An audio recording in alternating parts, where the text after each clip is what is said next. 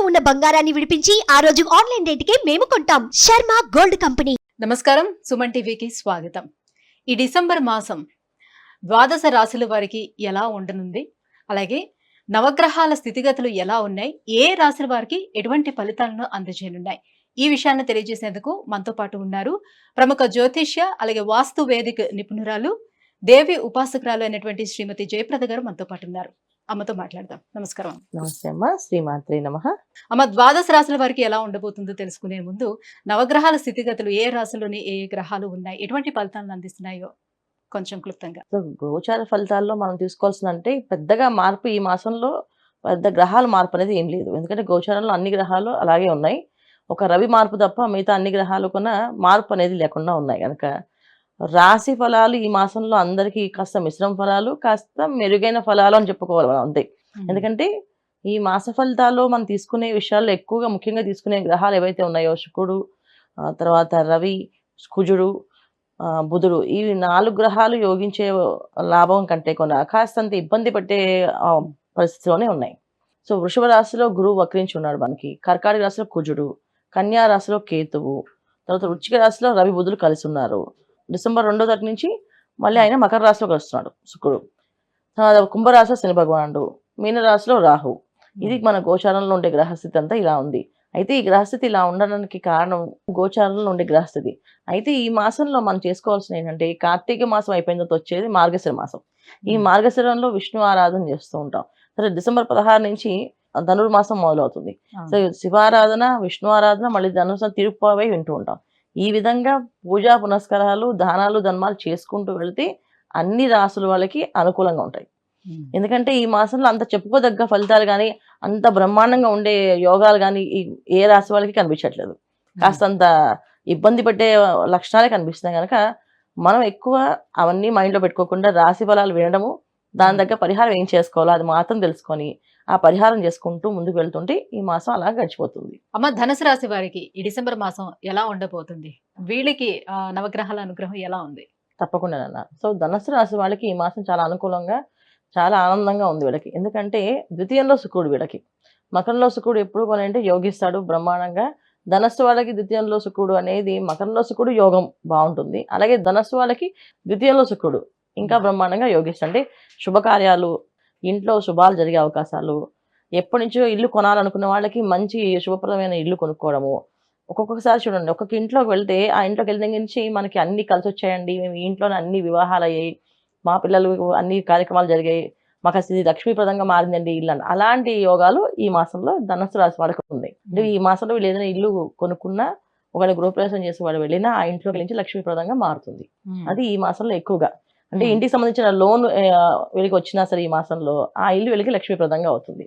గృహప్రవేశం చేయక్కలేదు, ఈ మాసంలో ఆ ఇంటి కోసం సంబంధించిన లోన్ తీసుకుని వీళ్ళు ఆ ఇంటికి కట్టారంటే ఇంకా ఆ ఇల్లు వీళ్ళకి లక్ష్మీప్రదంగా మారే అవకాశం ఎక్కువగా ఉంది. అంటే మరి వ్యయంలో రవి బుధులు ఉన్నారు కదా, వ్యయంలో రవి బుధుడు అంత ఇబ్బంది పెట్టేది ఏం కాదు. వ్యయస్థానంలో పాపగ్రహాలు మంచివే మామూలుగా. సో బుధుడు వ్యయస్థానంలో ఉండడం వల్ల ఏంటంటే కాస్తంత ఆలోచనలు మారుతుంటాయి. ఎలాంటి మార్పులు వస్తాయి? ఖచ్చితంగా ద్వితీయంలో శుక్రుడు ఏంటంటే కొంచెం ఆనందాన్ని, సుఖాన్ని, సంతోషాన్ని ఇస్తూ ఉంటాడు కదా. ఈ సుఖ సంతోషాల కోసం ఖర్చు ఎక్కువగా పెడుతుంటారు. అయ్యే 10 రూపాయలు ఖర్చు కాస్త 100 రూపాయలు ఖర్చు పెట్టి చేద్దాం, ఆనందంతో ఎక్కువ ఖర్చు పెడతాం. సంవత్సరం ఆనందంతో ఎక్కువ తింటుంటారు, ఆనందంతో ఎక్కువ ఖర్చు పెడుతుంటారు కదా. అలాంటి జరిగే లక్షణాలు ఎక్కువ బుధుడు ఇస్తాడు మరి. వ్యయస్థానంలో బుధుడు ఉండడం వల్ల అలాంటి విషయాలు వీళ్ళు జరుగుతుంటాయి. తర్వాత ఏంటంటే మెయిన్ అన్నిటికన్నా తృతీయంలో శని భగవానుడు, తర్వాత రాహు. శని భగవానుడు 4వ ఇంట్లో రాహు.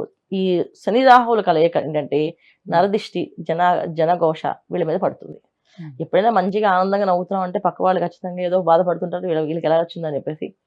సో ధనుసు రాశి వాళ్ళకి, ఉద్యోగస్తులకి ఉద్యోగాలు వచ్చే అవకాశము, ఉద్యోగాల ప్రమోషన్ వచ్చే అవకాశం ఉంది.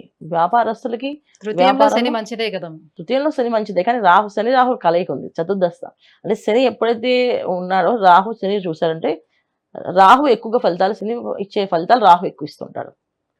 సో దానివల్ల ఏంటి, తెలియకుండానే కుటుంబంలో శత్రువులుగా మారుతుంటారు. మనతో పక్కనే నవ్వుతూ ఉంటారు, మనసులో మన గురించి చెడుగా ఆలోచిస్తూ ఉంటారు. మనతో సంతోషంగా ఉన్నట్టు కనిపిస్తూ ఉంటారు, లోపల బాధపడుతూ ఉంటారు. అయ్యి వీళ్ళకి అన్ని కలిసి వస్తున్నాయి, మాకేం రావట్లేదు ఏంటి అని అనుకుంటూ ఉంటారు. సో ఈ విధమైన ఫలితాలు ఇచ్చేది ఈ రాహు, చతుర్థ స్థానంలో ఉన్న రాహు. తప్ప మిగతా విషయాల్లో ఏంటంటే అన్ని యోగ్యంగా బాగున్నాయి. అయితే వీళ్ళకి అన్నిటికంటే ఏంటంటే అష్టమ స్థానంలో కుజుడు. జనరల్‌గా అష్టమ స్థానంలో కుజుడు బలంగా ఉన్నప్పటికీ కూడా కాస్తంత ఇబ్బంది పెట్టే అవకాశం కూడా ఉంటుంది వీళ్ళకి. ఎందుకంటే కుజ రాహువులు సంబంధం, కుజ శనులు సంబంధం ఉండడం వల్ల ప్రయాణాలు చేసేటప్పుడు జాగ్రత్తగా ఉండాలి. ప్రయాణాల్లో అధిక ఖర్చు అవ్వడానికి అవకాశాలు కూడా ఉన్నాయి. తర్వాత అనుకోని సంఘటనలు జరిగే అవకాశాలు ఉన్నాయి గనుక జాగ్రత్తగా ఉండడం మంచిది. ఇది ధనుస్సు రాశి వాళ్ళకి. సో పంచమ విద్యార్థులకి స్థానం గురువు. పంచమ స్థానంలో గురువు, తర్వాత ద్వితీయ స్థానంలో శుక్రుడు, శుభగ్రహాలు. దీనివల్లే వీళ్ళకి శుభకార్యాలు, శుభాలు ఇంట్లో జరిగేవి. పిల్లలకి గాని, విద్యార్థులకు గాని, వ్యాపారస్తులకు గాని, ఉద్యోగస్తులకు గాని అందరికీ అనుకూలంగా ఉండడానికి కారణం 2 శుభగ్రహాలు ఉండడం వల్ల. అయితే ఏంటంటే 2 శుభగ్రహాలు ఎంత మంచి ఫలితాలు ఇచ్చినప్పటికీ కూడా ఇక్కడ పాపగ్రహాలు ఇచ్చే ఫలితాలు కూడా ఉన్నాయి వీళ్ళకి. సో పాపగ్రహాలు ఇచ్చే ఫలితాల నుంచి జాగ్రత్తగా ఉండడం చాలా ముఖ్యం. ఈ ముఖ్యంగా ఉండే విషయంలో ముఖ్యంగా పాటించవలసిన విషయం ఏంటంటే వీళ్ళు మెయిన్ అన్నిటికంటే ప్రయాణాలు చేసిన జాగ్రత్తగా ఉండడము. తర్వాత ఇంట్లో శుభకార్యాలు జరిగినప్పుడు దానికి ఒక ప్లానింగ్ వేసుకొని చేయడము. శుభకార్యానికి ఒకరు 1 లక్ష రూపాయలు ఖర్చు అనుకోండి, దానికి 2 లక్షలు 3 లక్షలు ఖర్చు అవ్వడం అవకాశం ఎక్కువగా ఉంది కనుక ఒక ప్లానింగ్ వేసుకొని ఇది ఇలా ఖర్చు పెట్టాలి, ఇది ఇలా ఖర్చు చూడాలి అని చెప్పి ఆలోచన శక్తి పెంచుకుంటూ వెళ్ళాలి. అంతేగాని ఏదో ఆర్భాటాలకి పోయి ఎక్కువగా ఖర్చు పెట్టామంటే రేపు రోజున దానికి ఎక్కడికి తీసుకురావాలి ధనాన్ని. అష్టమ కుజుడు కనుక ఖచ్చితంగా డబ్బుని అప్పుగా పుట్టిస్తాడు. అప్పు తీసుకొస్తుంది, మళ్ళీ తర్వాత అప్పును తీర్చాల్సి వస్తుంది. అలాంటి అవకాశం అంటే వీళ్ళ దగ్గర లేకపోయినా పక్క వాళ్ళ దగ్గర తీసుకొని వచ్చి మరీ ఇస్తారు, చేసేస్తారు ఖర్చు. ఆ ఖర్చు పెట్టిన తర్వాత మళ్ళీ చూసుకోవాలి. అందుకే ఖచ్చితంగా వీళ్ళు ప్లానింగ్ అనేది అవసరం. ప్లానింగ్ ప్రకారం చేసుకుంటూ వెళ్తే అన్ని అనుకూలంగా అన్ని శుభ ఫలితాలు అందుకుంటారు ఈ ధనుసు రాశి వాళ్ళు. అమ్మ, మరి ఎటువంటి పరిహారాలని పాటించుకోవాలి ధనుసు రాశి వాళ్ళు ఈ మాసం? ఈ మాసం వీళ్ళు ధనుసు రాశి వాళ్ళకి ఈ మాసం ఏంటంటే మార్గశిర మాసం, ధనుర్మాసం వస్తుంది. లక్ష్మీనారాయణ ఆరాధన, లక్ష్మీనారాయణల పూజ, చక్కగా నిత్యము తిరుప్పాయవే వినడము. పొద్దున్నే లేచి అందరికీ కుదిరితే చక్కగా దేవాలయానికి వెళ్ళడము, ఆ తిరుప్పాయవే వినడము, కాస్త నైవేద్యాలు పెట్టడము, ఎర్లీ అవర్స్లో స్నానాలు చేస్తే చాలా చాలా అనుకూలంగా మారుతుంది. ఇది వీళ్ళు చేసుకోవాల్సిన పరిహారం ఈ మాసం. అమ్మ, ధనుసు రాశి వారికి డిసెంబర్ మాసం ఎలా ఉండబోతుంది, ఎలాంటి పరిహారాలని పాటిస్తే ఇంకా యోగిదాయకంగా ఉండబోతుంది, ఈ విషయాన్ని తెలియజేసినందుకు ధన్యవాదాలు. నమస్తే అమ్మ. శ్రీమాత్రే నమః.